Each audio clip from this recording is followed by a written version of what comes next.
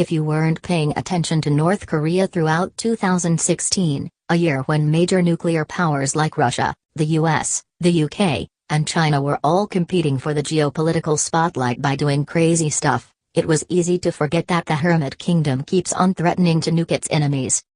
And maybe you've been hearing that threat for so long that it sounds like empty bluster, but North Korea has also been working hard in 2016 to manufacture and test the related technologies that prove that its threats are credible, especially the very impressive Kwangmyongsong intercontinental ballistic missile.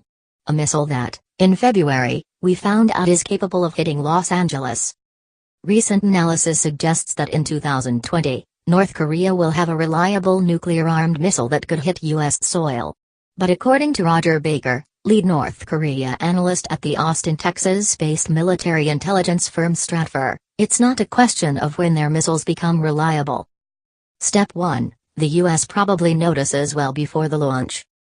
Given what technology we know North Korea currently has, it's safe to say a nuclear-armed missile wouldn't just suddenly erupt from an underground silo.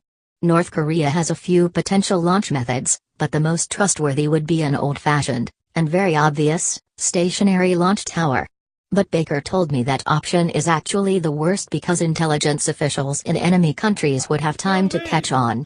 Those are the ones that take several days to several weeks to set up and prepare the missile, he said.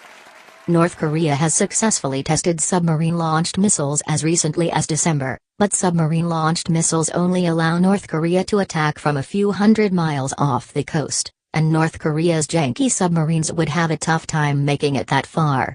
He explained that Japanese missile defense ships would be maneuvered into place. Game on for missile defense.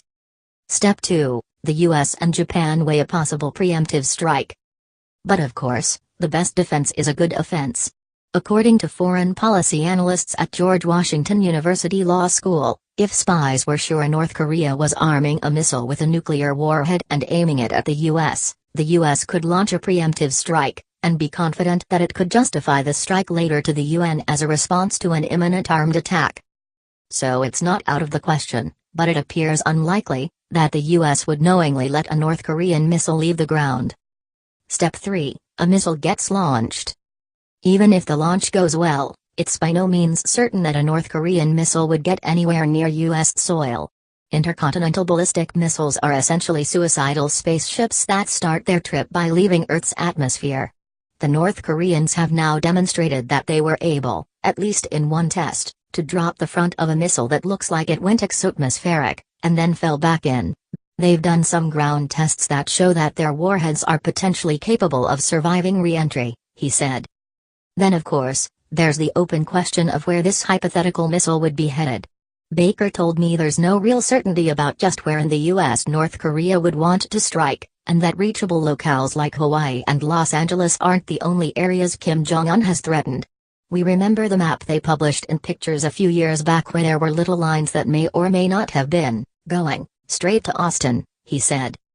Step 4. The US and Japan try to shoot down the missile before it hits. There are land-based radar systems that are watching, as well as satellite systems that are constantly on the lookout for even the heat signature of a launch, Baker said. Inside of South Korea, the US has been planning for some time now to install a missile defense system called THAAD. But in all likelihood, North Korea will have better capabilities soon.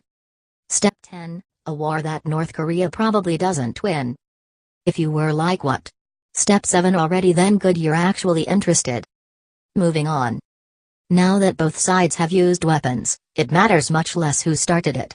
Basically, the first few hours of the conflict are essentially the time in which North Korea has to utilize every possible tool that it has. North Koreans would fall back on its traditional tools, which may include biological or chemical weapons, more likely chemical than biological, in an effort to slow any ground action by the United States, and put some serious hurt on northern South Korea for a while.